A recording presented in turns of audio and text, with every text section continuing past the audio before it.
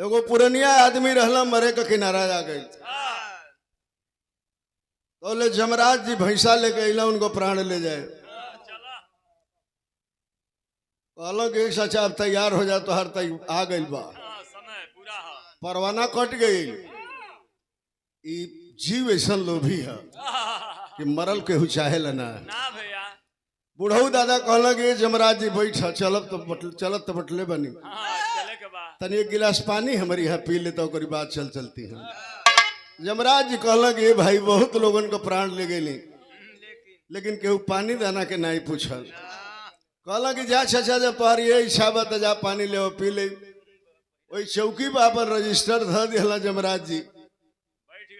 आ बुढ़ऊ दादा गला घर में तो गिलासी में पानी लिहला भेली लिहला आ वही में दूगो नींद को गोली डाल दिला 3-4 गो पनिया में। भेलिया खा के जब पियला जमराज जी भौक तो खा गए सुत गया। उनकी चौकीए पर बस एगो लड़का के बोलौना पढ़ल लिखल रहे। कहल सुन बुर्बक तनी देख ले हमार नाम कहाँ लिखल बा। कहल लड़कवा पढ़त पढ़त सब ऊपर से कटत आइल बा तोहरे बा। तो कहला कि एक लीप दे पोत दे सियाही से आ सबसे नीचे रजिस्टर में हमारा नाम लिखता तो लिख दिया सबसे नीचे रजिस्टर में सुखराज यादव। जमराज जी को कुछ देर के बाद ओंघाई टूटल तो कहला कि चाचा हम इतना प्रसन्न बाड़ी तोहरी पर कि अब हम सीरियल नंबर से ना ले जाए अब हम निचला नंबर से उठाई जेकर एकदम निचला नंबर हुई ओके लेके जाए। तो जब रजिस्टर पढ़ला तो सुखराजे यादव लिखल बड़। कहला कि चाचा तोहरे नाम तो लिखल बा। तो कहला कि अगर बहन छो तो जहिया आ जाई तहिया जाए के बाद कितनो उपाय लगेब के बच पाई हो नहीं। तो एक विरहा सुने सामाजिक चित्रण है बहुत गौर से सुनेंगे इस विरहा को।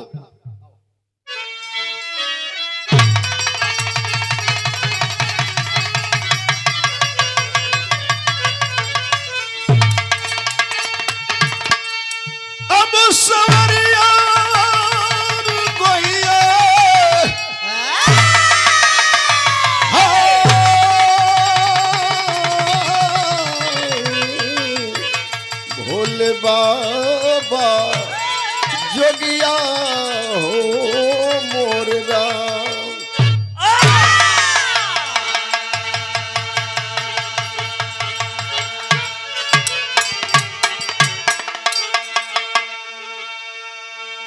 बिरहा तो तमाम कलाकारों से आप सुनते हैं। बिरहा का माने मकसद निकल जाओ सुनवैया बिरहा के समझ ले तो उहे बिरहा होला उहे गवैया होला और वही के सुनवैया कहेला कि गवैया रहल। 4 लाइन भूमिका है। अब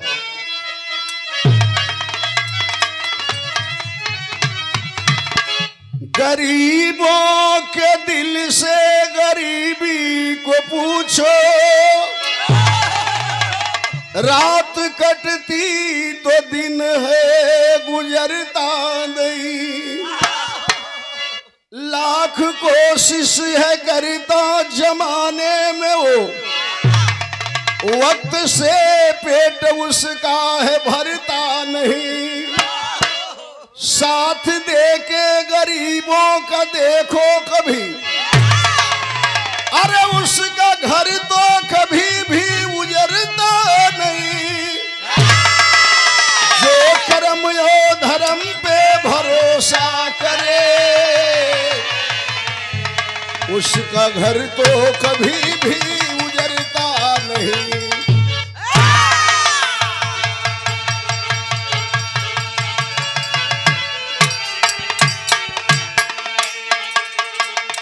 बढ़िया कर्म करने वाले को दुनिया गाती है। गांव में अच्छा आदमी मर जाला तो लोगन के बहुत कष्ट होला कि केहू को दुख विपत में खड़ा हो जात रहा।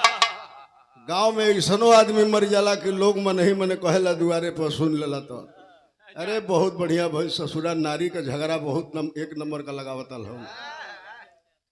गांव में झगड़ा बहुत लगावतल हो तो कर्म ऐसा करा कि दुनिया कहे कि बहुत बढ़िया रहला।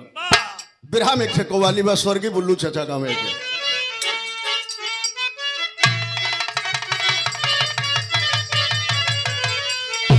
कि भर दे झोली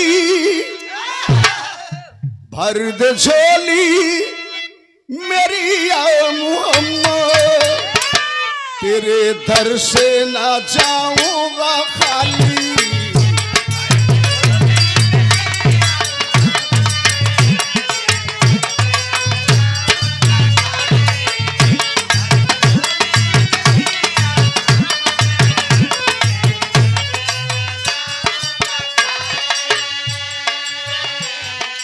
एक चीज लिखा है कवि ने, इंसान मालिक ने किसी को जात पात में नहीं बांटा है। इंसान पैदा किया है, एक ही मालिक ने गलती किया है। किसी को महा अमीर बना दिया है तो किसी को महा गरीब बना दिया है। लेकिन गरीबी में भी आदमी को शौक से जीना चाहिए, इसलिए कि उस मालिक की दी हुई गरीबी है। कहना है जो गरीबी गले से लगा के, जो गरीबी गले से लगा के अपने कर्मों पे जग में है रोता।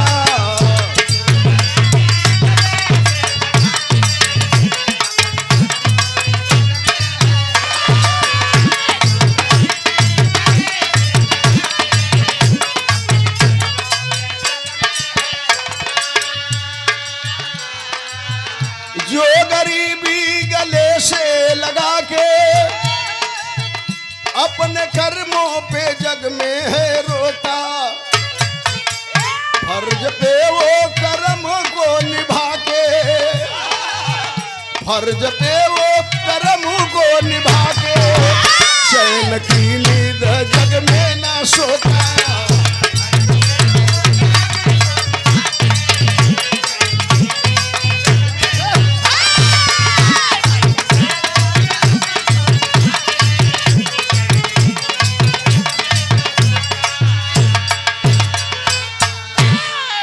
यही जैसे एक लाइन सुनो चलो लगी तो लोग के आंखी के सामने ही घटना घटत हो।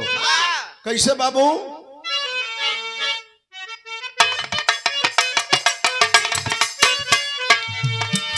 जहां में बड़े भाग्य से हंसाती जिंदगी,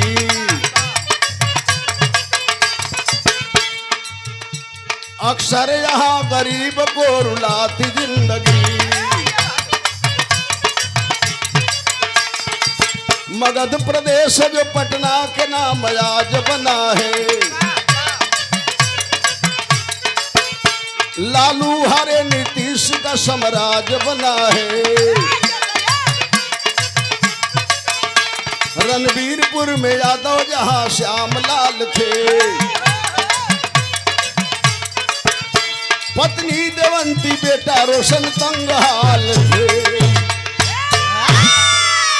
यही बिहार पटना से 22 किलोमीटर पूरब और जाएंगे गांव है रणबीरपुर। वही रणबीरपुर का रहे वाला श्यामलाल यादव, पत्नी का नाम बा देवंती देवी, 8 साल का एगो लड़का बा जौना का नाम बा रोशन। यह 3 गो परिवार बा। 1 बीघा जमीन के कष्टकार होन, गाय भैंस रखले हवन, खेती बाड़ी करके परिवार चलावत हवन। उतने में वो गरीब आदमी बड़ा खुशहाल हो।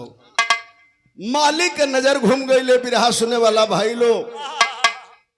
श्यामलाल की पत्नी देवंती बीमार पड़ गई। श्यामलाल लोकल डॉक्टर के पास लेके दौड़े लगल, दवा इलाज करावत। 6 महीना बीतल। एगो बड़ डॉक्टर के पास पटना में लेके गई। कहा वो डॉक्टर कि आपके पत्नी को कैंसर हो गया है, अगर अपने पत्नी को बचाना चाहते हैं तो लंबे पैसे का इंतजाम कीजिए और दिल्ली चले जाइए, एम्स में भर्ती करा दीजिए अपने पत्नी को, शायद आपकी बीवी बच सकती है। सुनला गरीब आदमी पैर के नीचे का जमीन खिसक गई हो बाबू। सोचा थवन कि मेहरारू के दवाई में ओकरे तन का गहना बिक गई, गाय भैंस बिक गई। श्यामलाल अपने इलाके के बड़े लोगों के पास गए, पैर पकड़ के झोली फैलौलन के साहेब हमार मदद कर, हमारे पत्नी के कैंसर भइल बा, मेहरारू ठीक हो जाई, जिंदगी सलामत रही तो पाई पाई तो हर चुका दे। लेकिन बाबू ए जमाना में उधार वही के आदमी देता जके बुझता कि हमार पैसा फिर वापस कर दिया। गरीब का कौन सुनने वाला है। एक पैसे की कोई मदद नहीं किया। आज जब एक पैसे की कोई मदद नहीं किया तो बिरहा में एक गीत लगल, का सोचत हम श्यामलाल।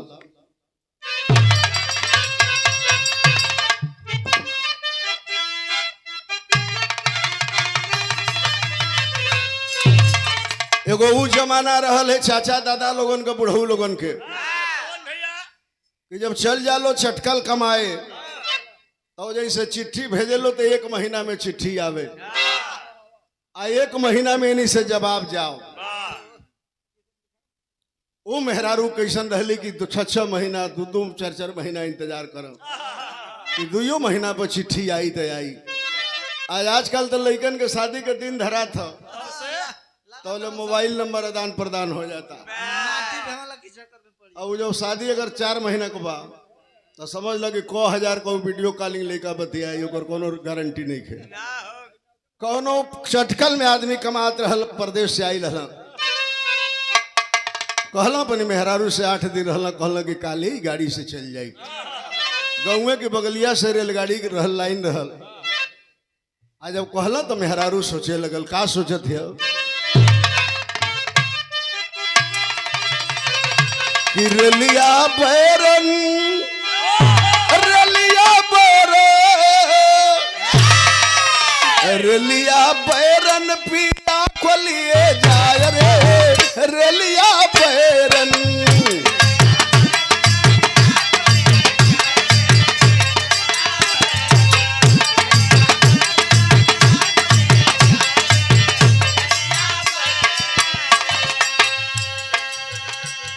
क्या उस दुल्हन का केदार भाई प्रेम है। सोचत है कि एगो काम हो जाइत न तो हमार राजा जी ना जाता।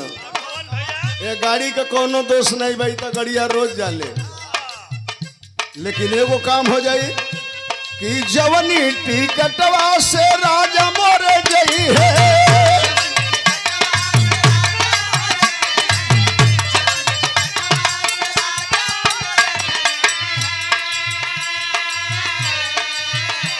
अरे हे देवा बरस टिकट गली जाव रे, रेलिया बैरन, रेलिया बैरन पिया खोलिए।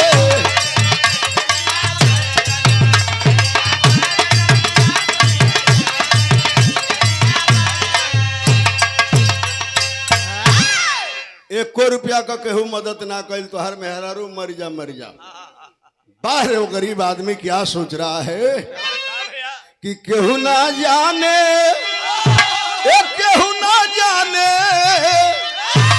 केहू ना जाने ला कुदरत के घात हो, केहू ना जाने।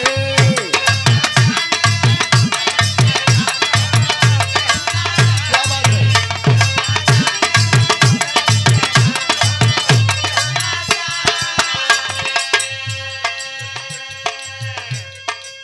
मेहरारू अब पति पत्नी के वो रिश्ता है, मालिक न करें कि केहू को मेहरारू जवानी में मर जाओ।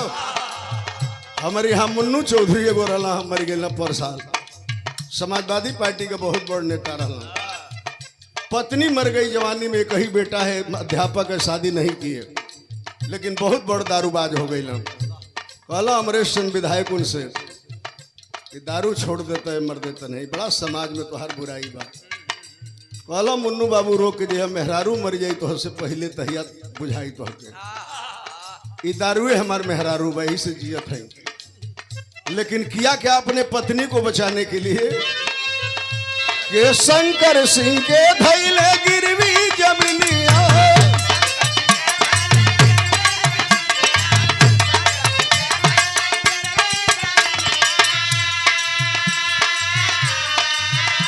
आ फिर भी बूता गईली घर की रोशनिया।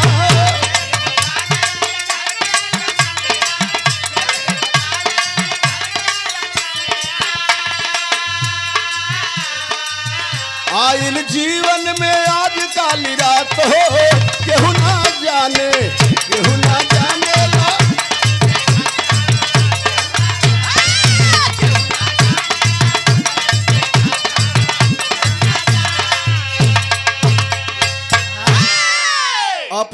गांव के बाबू साहब शंकर सिंह के 1 बीघा जमीन 1 लाख रुपया में बंधक रख दिया। अपने छोटे बेटे को लिया, वह गरीब आदमी एगो रिश्तेदार के फोन कैल, दिल्ली में रहत रहल, कहलस कि ले आओ तोहरे मेहरारू के हम भर्ती करा दे।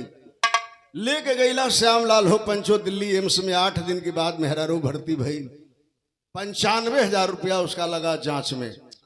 सारे जांच के जब रिपोर्ट आए, डॉक्टर धीरे से श्यामलाल को बुलाया और कहा कि बाबा, चौथे चरण में कैंसर का रूप चल रहा है। विश्व में, दुनिया में कहीं जाएंगे, कोई डॉक्टर आपके बीबी को बचा नहीं पाएगा।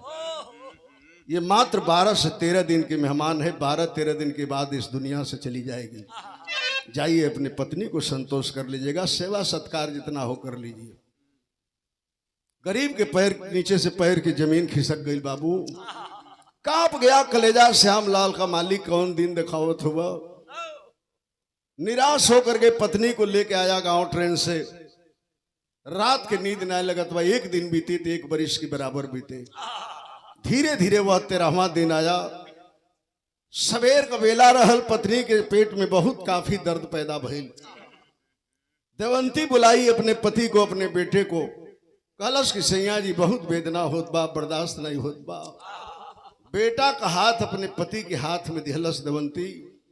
कहलस सैया जी दुनिया में चाहे मजदूरी कर लिया, हमरे बेटा के आंख में आंसू मत आवे दिया। सैया जी आंख में आंसू मत आवे दिया।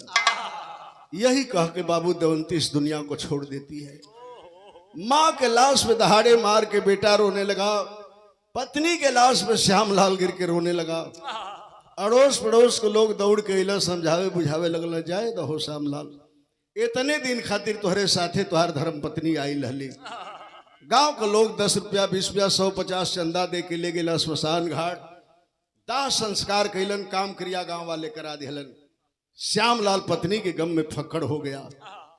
लेकिन पापी पेट का सवाल है, 2 वक्त की रोटी भी चाहिए इंसान को। वह गरीब लड़का 8 साल का इनका घर में उनका घर में काम करके 2 वक्त का रोटी का इंतजाम करे लगल। एक दिन वो लड़का एगो मास्टर साहब के घर में काम करत रहल। एक तरफ काम कर रहा था, एक तरफ आंखों से आंसू टपक रहे थे। कहलन मास्टर साहब की बेटा क्यों रो रहे हो। कहा कि आप तो जानते हैं मेरी माँ का साया सर से उठ गया, पिताजी फक्कड़ हो गए हैं, पढ़ने की मेरी उम्र है लेकिन मजदूरी करता हूँ, दुनिया में मेरा कोई नहीं है। कहला मास्टर साहब अरे पागल, तोहार बाबू खेतवा बेचले ना हुआ, बंधक रखले हो। अपनी बाबू से कही दे जाके खेत के कागज इंतखाब ले जाके अपन आधार कार्ड फाट जौन लगे तो उन बैंक में दे के KCC पास करा के 1 लाख लोन ले ला। अब बाबू साहब के दे दे वो लोग खेतवा छूट जाई तो हम लोग को बाप बेटा का रोजगार चालू हो जाए, जीविका चले लगी। लड़का ही बात सुनलस हो पंचो, गई अपने बाबू से कहलस। का कहलस?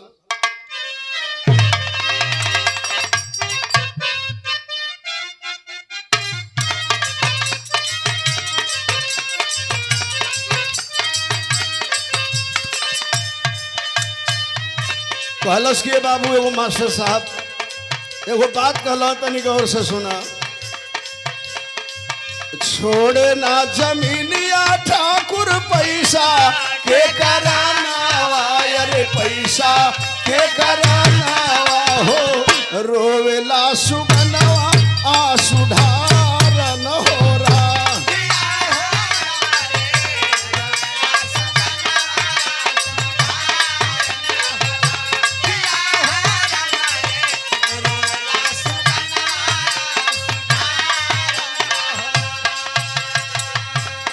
एगो काम करा बाबू, क्रेडिट बनवाला जाके लोना करा लो बाबू लोना।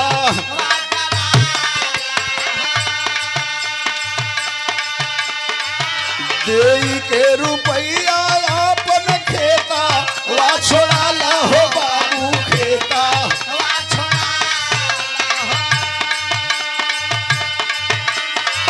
बाटे ना ठेकाना ये बाबू दूनी या बेगाना वायर दूनी,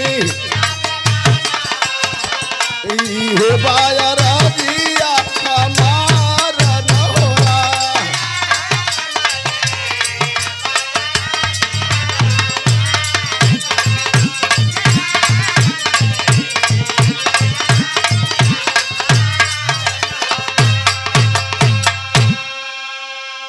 कहलस कि बाबू के सीसी पास करा के 1 लाख रुपया बैंक से ले लेता, बाबू साहब के दे देता, खेतवा छूट जाये तो हमन के 2 वक्त के रोटी के इंतजाम हो जाए। श्यामलाल के दिमाग में ये बात गौर कैलस, अपने एगो रिश्तेदार के लेला कागज पत्र जुटा के लेके बैंक में दौड़े लगल। 20-22 दिन बैंक में दौड़ल। बैंक मैनेजर बोलौलस, कहला सुना अगर बहुत तेजी होके तो 1,20,000 का लोन मंजूर कर देता, नहीं बाकी 20,000 कमीशन लगी, 1 लाख रुपया पैबा। बोला अगर मंजूर होके तो पास कर दिया। जुए हाथ जोड़ लिया गरीब आदमी बैंक मैनेजर का। कहलस के साहब 1 लाख रुपया का जरूरत बा, 20,000 आप लोग कमीशन ले ले, लेकिन हमारा लोन पास कर देंगे। कहलस कि जा बाबा बहने 5 बजे बैंक में ही है। 5 बजे का मतलब कि जौना में कमीशन बैंक वाला लेला लोन पास कैला में, ओकर 11 बजे 12 बजे पेमेंट ना करेला कहाँ के सामने। जब सब चल जाला तो 5 बजे केबिन बुला के धीरे से दिया कमीशन ले लिया। गया वह गरीब आदमी, दिसंबर का महीना था, 5 बजे 1 लाख रुपया दिया बैंक मैनेजर। बैंक से लेके गरीब आदमी निकलन है, एगो टेम्पू में बैठल रे बाबू। आधा किलोमीटर गई, टेम्पू वाला को चौराहा पर रोक दिलस। आधा घंटा इन्हीं उन्हीं घूमल आयल तो कहलस के बाबा गाड़ी में से उतरा, 20-22 किलोमीटर दूर जाए के बाद तोहार घर बा, हम जाई वो बिना ही सवारी नहीं खे मिलत। सोचला गरीब आदमी चला उतर जाइए टेम्पू से, 1 लाख रुपया ले ले हैं। जमाना जो बड़ा खराब बा, उतर के टेम्पू से पैदल चल दिलन। तिरकट कहला चला तिरकट है गाँव पड़े हो तो अपने गाँव में निकलब, रात भर चलब तो सब रहूँ पहुँचब। लेकिन बिरहा में गीत बदल गया।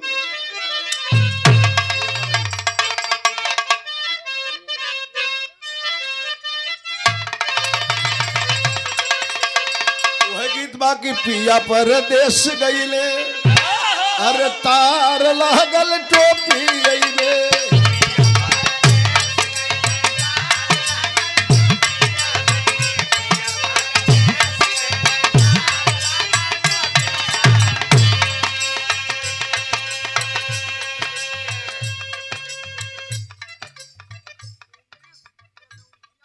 का भैल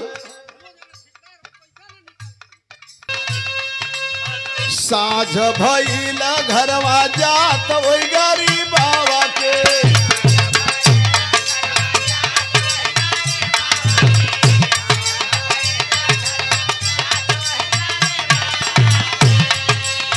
ओठवा सुखल बा मुरझात वही गरीब बाबा के, सुन बात वही गरीब बाबा के। साझ भइल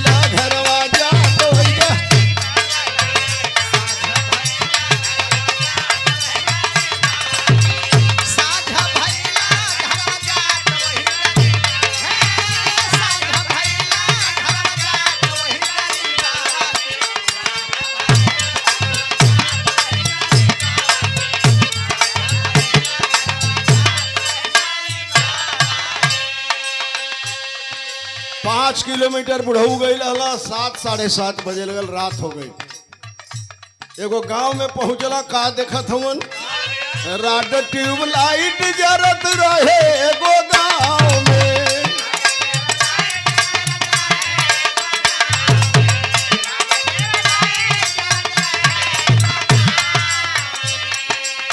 लग गई पाख वही गरीबवा की पाँव में।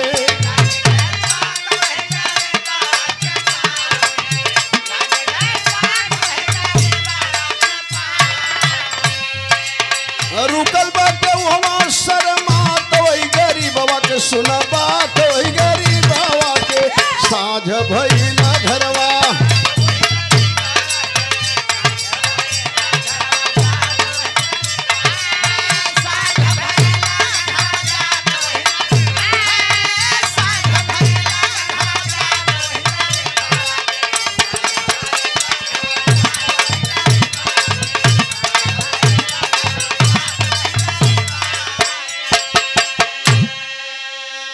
देखला गांव से बहरा एगो बगीचा रहल, बहुत छोटे समियाना पड़ल रहल।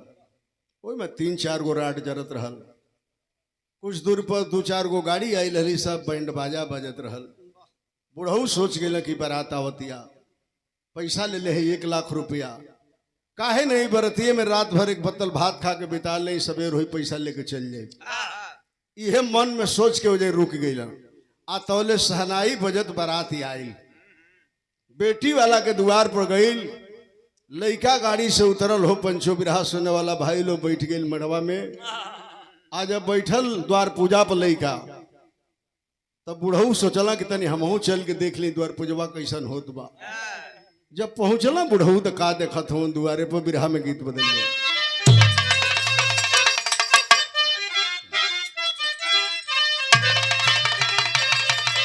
एक माता बहन गावेली कि अरे झझरे मारौआ जन वही हाये बाबा हो, झझरे मारौआ जन वही हाये बाबा हो, लगी है सूरजा के ज्योति हो।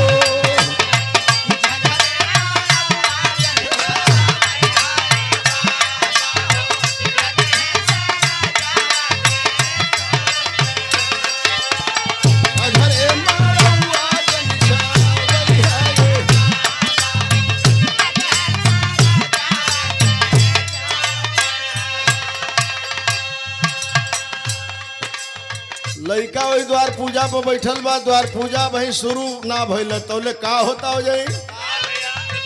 देखले दुआरावा पे होता झगड़ावा हो, देखले दुआरावा पे होता झगड़ावा हो, मनवा में करेला विचार हो।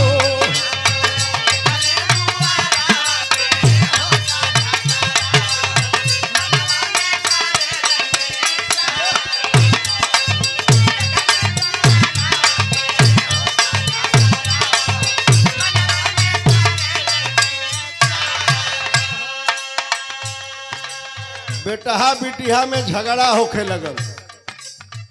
लड़का को बाप कहला समझी जी सुना, कहले रहला कि जे ही द्वार पर बराती लागी आ द्वार पूजा होई तो जवन 1 लाख रुपया बाकी बा हम दे दे, तो पैसा देला तबे द्वार पूजा होई।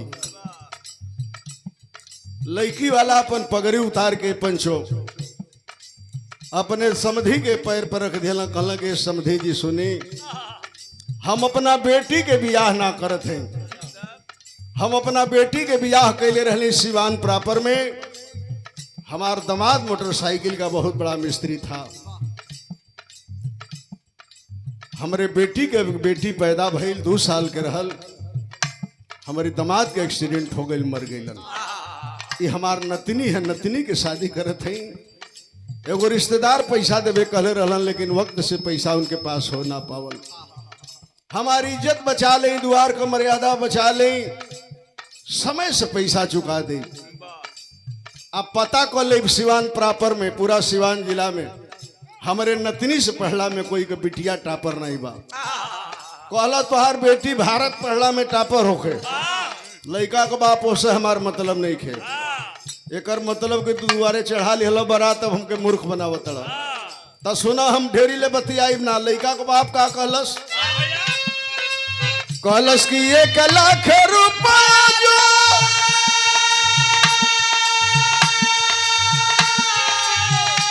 अरे अब नहीं मिली,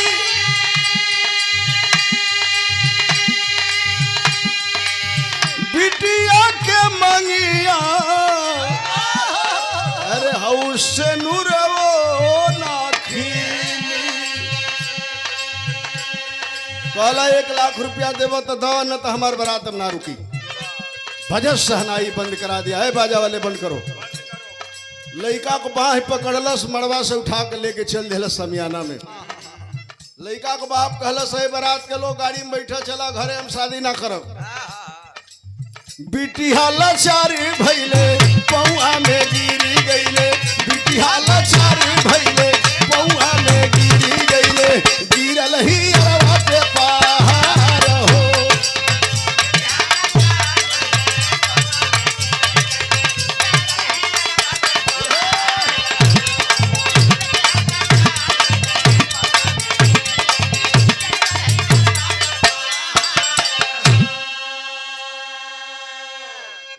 बरतिया ये बाबू गाड़ी में दौड़ दौड़ बैठे लगला, बारात वाले बैठे लगला, तैयारी कर दिला जाए। कब श्याम लाल गरीब आदमी खड़ा है, जौना बेटी वाला के द्वार पर सहनाई बजत रहल मातम छा गई।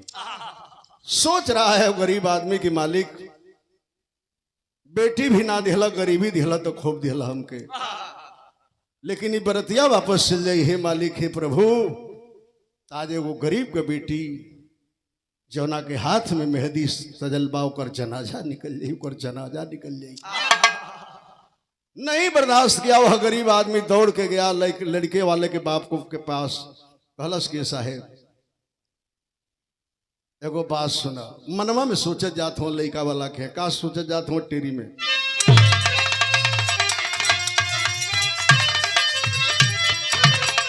सोचत हो किससे नूरवा। देखा एगो जमाना रहल मुन्ना भाई, हाई मोबाइल के जमाना ना रहल, टीवी के जमाना ना रहल, वीसीआर के जमाना ना रहल, रेडियो के जमाना रहल। उस समय बिरहा में 25,000 30,000 भीड़ होके। सवेरे अगर रेडियो में बोल दे सके महमूरगंज वाराणसी से स्वर्गीय बुल्लू यादव की बिरहा आएगी 2:20 पे, तो रेडियो घर घर भी ना रहल। पता चले कि एगो पूर्व मोहल्ला बात, एगो पश्चिम मोहल्ला, तो एगो उत्तर मोहल्ला। 12 बजे से लेके रेडियो के लोग बैठ जा। आज जब बुल्लू को बिरहा आवे तो लोग सुने मुन्ना भैया वही में टेरी कहे। वो कैसे कहे आवा तनी सुना। तो कहे कि ये मोर राम ये नैनों में पृथ्वीराज बस गई। सॉरी वो नैनों में पृथ्वीराज बस गए। क्षत्रिय वंश विभूषण दिल्ली की सीता नैनों में पृथ्वीराज बस गए।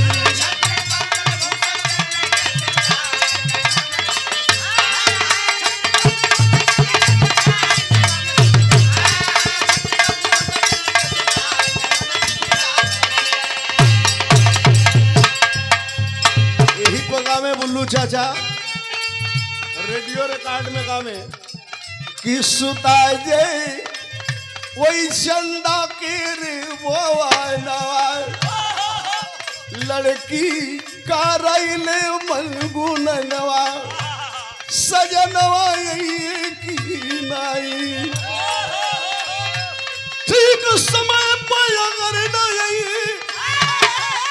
डाल बुके के जमाला सजनवा की नाई। सुता जी चलना के रे नवा। एगो बानगी मारे जब गीता के आगे ऊपर अली तब प्रेम कला कजिया मत ना सुना मरी गुजरिया अब तो गोरी तोरी कांची रे उमरिया लारी ला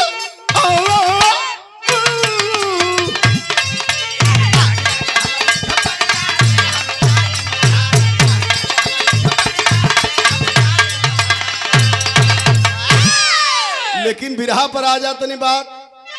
बुढ़ऊ सोचत जात हूं बेटा वाला के का सोचा जात हवन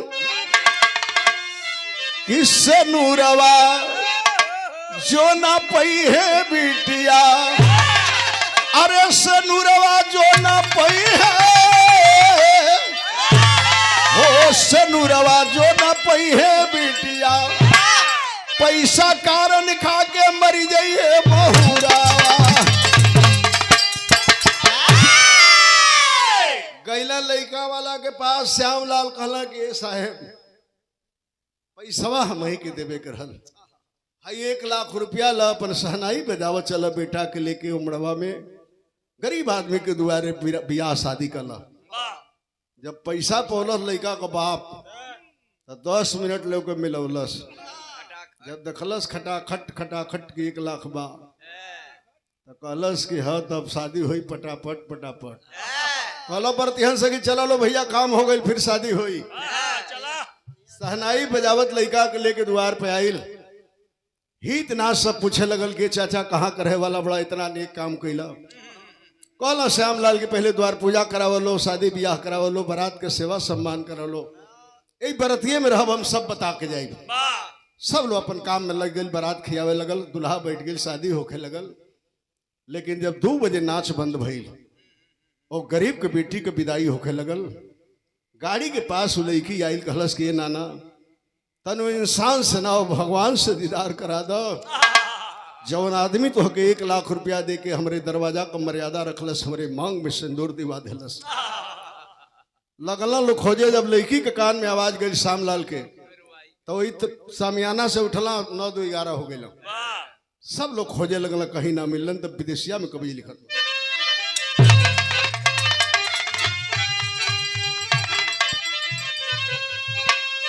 कि दान दे के चली गई, बूढ़वा मचली गई। अरे वही बेटा के 1 लाख आहू देई के रूपई। खोज सब लोग कहवा दानवीर करण गईले, भोरवा में होती बाटे आज वही बेटी के विदैया। तब बाबू के दुलार प्यारे आज बेटी मन मार रोवे कि नैहर से होती बाटे हमारी आजुरे जुदैया। कैसहू गरीब के बेटी तो विदा हो गई। इन्हीं के बात इन्हीं छोड़ दा। सवेरे जब श्यामलाल पहुंचला घरे, खूंटी पे कुर्ता टंगला है। 8 साल का बेटवा जाके पाकिट टोवे लगल। आ का कहलस अपने बाबू से कि रोशन पूछला कहवा, अरे बैंक वाला धान बाटे,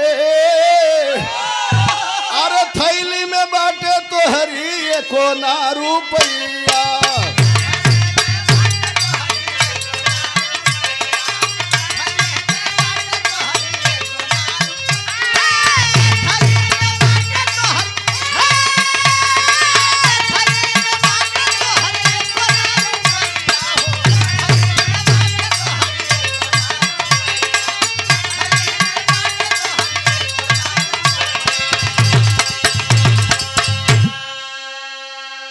लइकवा पाकिट टोवे लगल, कलश का हो बाबू, काल गौआ कहो कि ये बेटा आज 1 लाख रुपया बैंक से पा जाई, पैसवा दे के खेतवा छोड़ा लिहल जाई। रातों ना हुआ ये हमारे बाबू, बैंक से पैसा ना मिलल। का बाबू बैंक से पैसा ना मिलल। लइका जब बार बार पूछे लगल, श्यामलाल सोचे लगल कि हे मालिक, अपनी औलाद से मैं क्या बताऊं कि पैसा मिला कि नहीं मिला। लइका जब बार बार धो के पूछे लगल, हो पंचो गोद में पकड़ला अपने बेटा के, कहला कि बेटा बैंक से पैसा जरूर मिलल, 1 लाख रुपया पोले रहली, लेकिन हमार पीछा गुंडा को पीछा के पैसा छीन लेला, हमार लाल पैसा छीन लेला। जब इतनी बात सुनलस, गरीब का बेटा गिर गई जमीन पे, कलश की जा हो बाबू, अब तक जिंदगी नरक हो गई।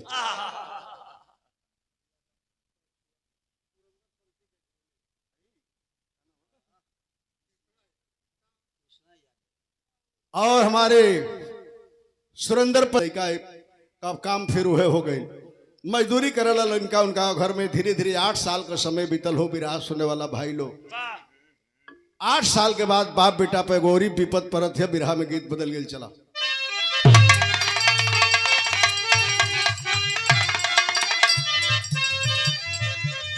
तरह से बढ़िया बिरहा का बात बा, क्या भार बढ़ी गई ले,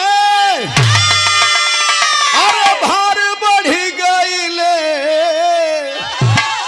औ कर जवा को मुन्ना भाई भार बढ़ी गई ले।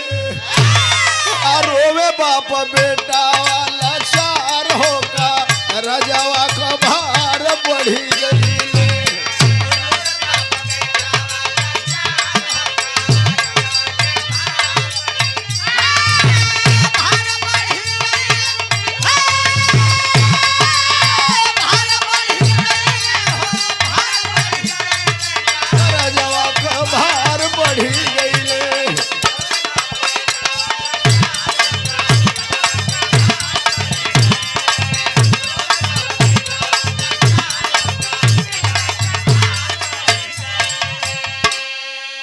जवन श्यामलाल बैंकवा से 1,20,000 का लोनवा करौले रहला, वो ब्याज पे ब्याज चक्रवृद्धि ब्याज जोड़ के बैंक वाला बहुत रुपया कर दिला।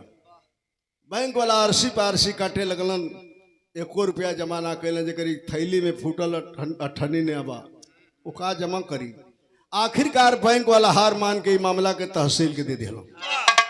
तब बैंक के अधिकारी दुआरा से गईल हारी, अरे पुलिस के जवान जाके कैल गिरफ्तारी, कर जावा का भार बढ़ी। पूछली अनीता फटकार हो, कर जावा का भार बढ़ी गई।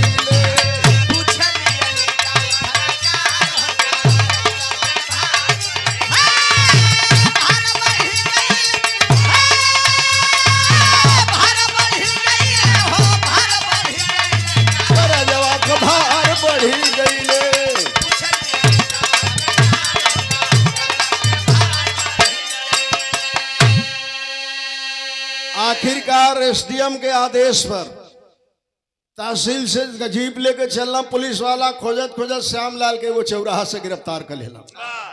गिरफ्तार करके पुलिस के जवान लेके चल दिलन तहसील में। कौनो मनई जाकर बतौलो सुन के लड़का से रोशन से कि तोरे बाबू के पुलिस लेके तहसील में गई। गरीब का बेटा आंख में आंसू लेके नंगे पांव दौड़ते हुए, रोते हुए, बिलखते हुए तहसील में पहुंचल हो। बाबू देखलस अपने बाप के कि हमारे बाबूजी कटघरा में बंद होवन, अब बैठ के चुपचाप झरझर झरझर रोवत होवन। बाप को, गरीब बाप को देख के बेटा रो रहा है, बेटा को देख के बाप रो रहा है। लड़का यह मालिक से कहत बा, मालिक इतना गरीबी हमरे बाप के ना दिले होता बाबू। मालिक तो हमारे बाप आज कटघरा में बैठ के ना रोता, मालिक ना रोतन। चुपचाप लाचार मजबूर बेटा बाहर रो रहा है। कुछ ही देर के बाद एसडीएम साहब के आवास के सामने, ऑफिस के सामने कुर्सी लगी, मेज लगी, संतरी खड़े हुए एसडीएम महिला जाके बैठती है। बुलाई सिपाहियों से कही कि उस कर्जदार को सलाखों से मेरे पास लाओ। फाटक खोल के ले ला श्यामलाल के। पूछी एसडीएम महिला, क्यों बाबा, तू शराबी है कि जुआड़ी है? आज तक तूने पैसे का एक भी हिसाब नहीं दिया, जुआ खेल गया कि पैसा लेके शराब पी गया। जब लगल जोर जोर से डांटे बाबू, गनगन गनगन वह गरीब आदमी कांपने लगा।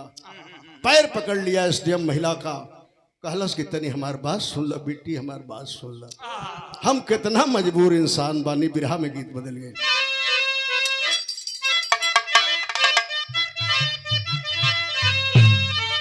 वह गीत बजा दिल कि यार डूबी मरबे रजऊ, जई बजो पूर्व की दसवा।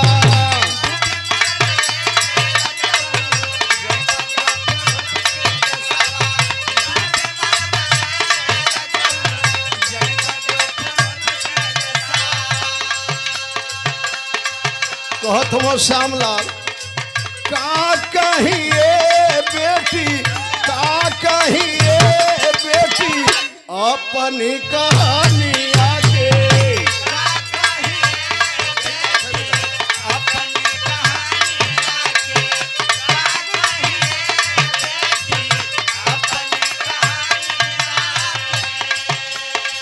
रोवे तहसीलिया में, रोवे तहसीलिया में भाई के चरनी आके। का कहिए बेटी अपनी कहानी, का कहिए बेटी अपनी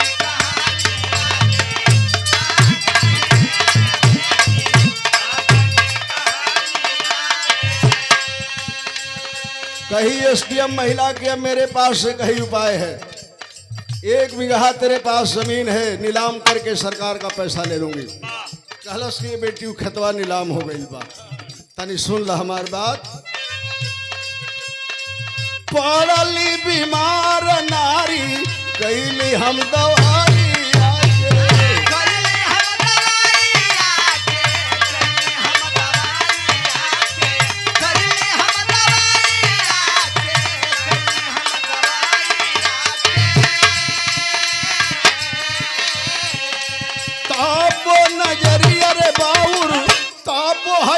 मेहरिया रे बाउर भैली ओई गोसैया के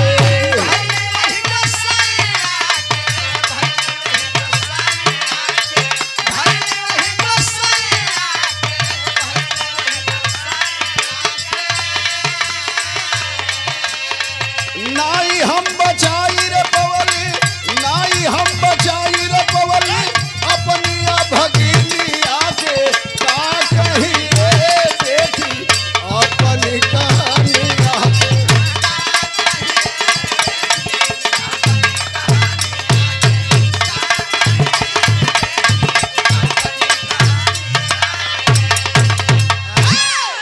कहला कि ये बेटी हमार मेहरारू बीमार पड़ गई तेन हमार बात सुनो बेटी कैंसर हो गई जमाना में 1 रुपया कोई मदद ना कैल 1 लाख रुपया में उजमनिया रख दिली शंकर सिंह के बाबू के एम्स में ले गई लेकिन हमार बीबी 12 दिन 13 दिन जिंदा रहल मर गई ओहू के मालिक ना पचा पौलन पैसवा हमार उठ गई जमीनिया वहीं में बंधक बा कहला एसडीएम कि हमसे उससे मतलब नहीं है तूने बाबू साहब से पैसा लिया जमीन बंधक रखा इससे मेरा क्या लेना लादना है 1,20,000 रुपया का तूने लोन लिया है सरकार से आज तक 20 रुपया भी जमा नहीं किए हो मैं उस पैसे को जानना चाहती हूँ कि उसका जुआ खेल गए कि दारू पी गए कलश की बेटी वह पैसा का हिसाब जानल चाहत हो तनी 2 मिनट और हमारी बात सुन लो क्या कहता है बाबू आला में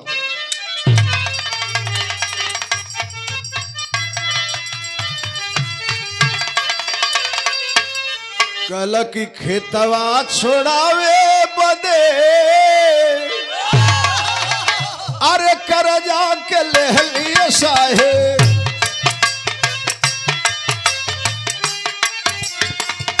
आवत रहली लेके सरकार से उधार शाम के समैया धैली घरवा का दहरिया बेटी आवत हमके रहिया पीछे हो गई कहल कि ये बेटी सुना 1,20,000 का लोन तो मंजूर भइल बैंक वाला 20,000 कमीशन ले लिया 1 लाख रुपया पौली दिसंबर का महीना ना रहल साधन ना मिलल घर दूर रहल बेटी जात रहली रास्ता में एगो गांव पड़ल हो जाएगो हम समरे मालिक कहाँ लेके चल गए तरी सुना बेटी गौवा गुलौरी आइल रोहे एगो बरतिया रे बेटी सोचली कि ले बई हमें रतिया हो गुजार कहला कि ये बेटी गुलौरी गांव में दीनानाथ पटेल के घरे बारात आई लहल सोचली यही जाए पत्तल भात खा के अपन रुपया बचा लेके सवेरे चल जाए शंकर सिंह के दे के खेतवा छोड़ा ले खेती बाड़ी करब माँ जौन हो अनाज पानी बेच के धीरे धीरे बैंक को पैसा दे दे लेकिन मालिक के इहो मंजूर ना भइल वही बरतिया द्वार पूजा पर बैठल जब गईली ये साहेब तक आ देखली बिटिया बेचारा तोले मरवे में रोए हो लागल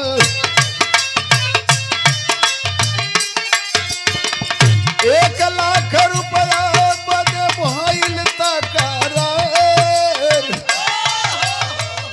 कहला ए साहेब 1 लाख रुपया बिना तकरार भइल लड़का के बाप लड़का के बाह पकड़ के मड़वा से उठा लेलस बारात जाए लगल वापस हो साहेब हमारी सामने वो लड़का दीनानाथ पटेल पगड़ी रख के रोवत रहला कि हमार नतनी है सिवान जिला में अपनी बेटी के बिहले रहे दमाद मर गए अपने बेटी के शादी करत हैं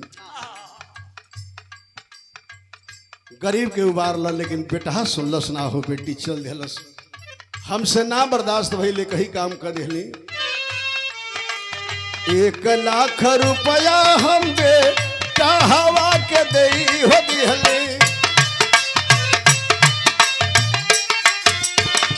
लेहली गरीब कई जतिया रे उबार आज लेना जुटल एक लाख रुपया हमसे घूमतानी आज हम बन के कर्जदार।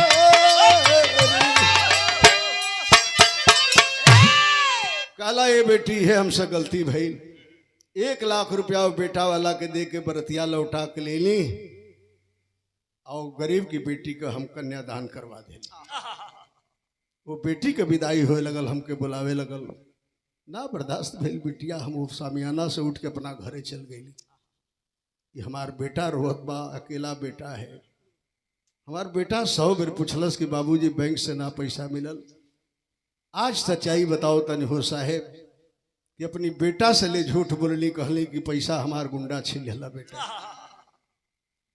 जब इतनी बात सुनती है एसडीएम महिला बाबू, वही मेज पर दोनों बाहें पटक के रोवे लगल, फफक फफक। आज जब चिल्ला चिल्ला रोने लगी एसडीएम महिला, फफक फफक रोने लगी, पूरे तहसील के वकील मुवक्किल इकट्ठा हो गए। गनगन गनगन वो बूढ़ा आदमी कांपने लगा, कहा कि बेटी क्यों रो रही हो, कहीं ऐसा शब्द तो नहीं कह दिया कि तुझे नागवार लगा है? बेटी मुझे माफ कर दे, बेटी मुझे माफ कर दे। खड़ी होके क्या बताती है कि नहीं बाबा, आपकी बात मुझे नागवार नहीं लगी है, मेरे रोने का कारण दूसरा है। क्या बताती है खड़ी में?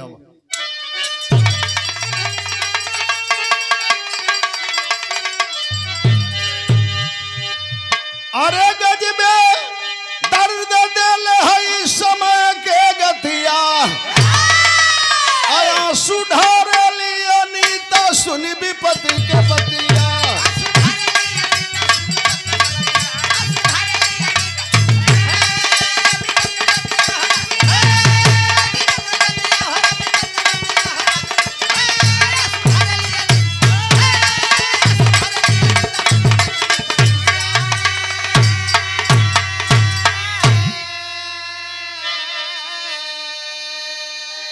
और ये फिर सादर 101 रुपए का पुरस्कार रवि रेडियो साउंड सर्विस दुबारी मऊ।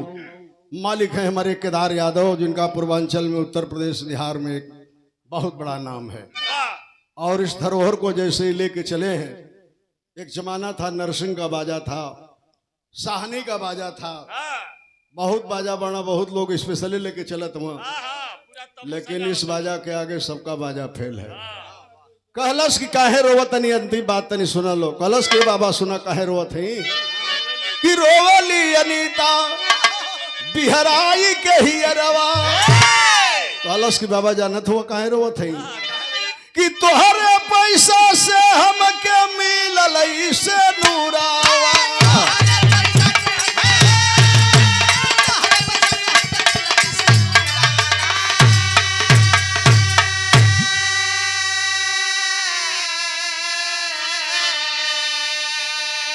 कल पागल भइल सगरिया जुगवा के थतिया, कया सुधार लिया नीता सुनी विपत्ति के बतियो।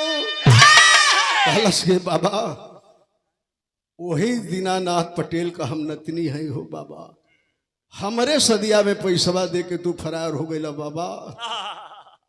ससुराल में गईली 2 घंटा सुबह शाम, मालिक से यही प्रार्थना करीला कि हे मालिक हमार जिंदगी वही दिन धन्य हो जाई जहिया इंसान रूपी भगवान से दीदार करा देवा।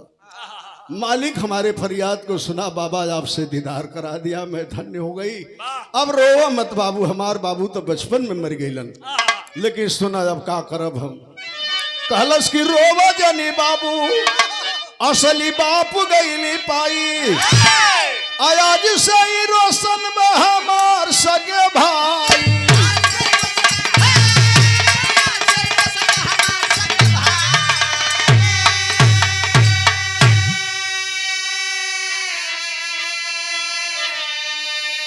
अरे असली नहीं अरे पाक शीतल भैली छतिया, आया सुधार लिया नीता सुनी विपत्ति के बतिया।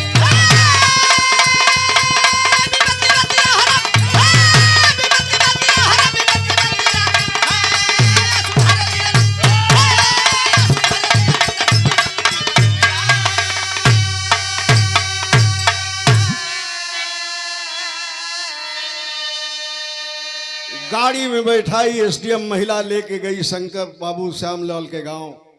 अब बाबू शंकर सिंह से पैसा देकर के 1 लाख रुपया उनके बंधक जमीन को छुड़वाती है। बैंक का जितना कर्जा था सब उसने अदा किया और कहलस कि बाबू असली हमारा, इससे तू बाप रहब और ये मेरा सगा भाई होगा, इसे पढ़ा लिखा करके इसी पटना शहर के अंदर एक बहुत बड़ा अधिकारी बना कर जमाने को दिखाऊंगी। लेके जब परिवार रहे लगल अपने आवास पे, उसके पति को जब पता चला, दिल्ली के एक एनजीओ में काम करता था, आया ट्रेन से, अपने बीबी से कहा पागल हो गई है, इस बूढ़े को तूने बाप बना लिया है, इसके बेटे को भाई बना के परवरिश कर रही है। कैलाश की खबरदार, ये रिश्ता आज भी तुमसे टूट सकता है लेकिन जन्मों जन्म ये नाता अब हमसे नहीं छूट सकता है। अपने बाप के पराचित को माफ करना चाहता है तो हमारे धर्म के बाप के पैरों पे पड़ जाओ। ये वही इंसान है जो अपना खेत बंधक छुड़ाने के लिए बैंक से रुपया लेके जा रहा था, तो उसी बाप का बेटा है। 1 लाख रुपए के लिए तूने मड़वे से अपने बाप के साथ उठ के चल दिया और यह गरीब आदमी 1 लाख रुपया दे के मेरे मांग में सिंदूर दिलवा जाओ। तो अगर रिश्ता चलाना है तो जिंदगी भर जिंदगी इनके साथ रहूंगी, नहीं तो तुमसे नाता तोड़ दूंगी। पैर पे गिरा श्यामलाल के, उसका पति भी माफी मांगा। आज पटना में पूरा परिवार एक साथ है, उस लड़के को ऊंचा शिक्षा दे रही है। यहीं से कभी कहानी का अंत की, जिस परिवार को तेजस्वी यादव ने सम्मानित करने का काम किया था, जहां हम बिरहा गाने गए थे उस महफिल में। तो यहीं से कभी कहानी का अंत करते आवा कि जय खाड़ स्वामी गुजतू कि लहराती फुलवारी त्रिशिष्णे ही श्री नराजन संगमित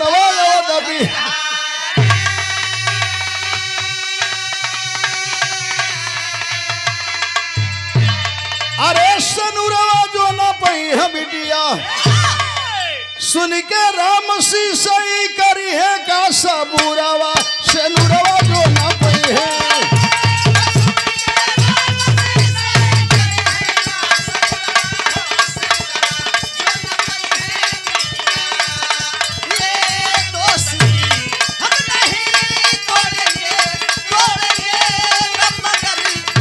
साथ न छोड़ेंगे, ये दोस्ती हम नहीं तोड़ेंगे, तोड़ेंगे तब मगर तेरा साथ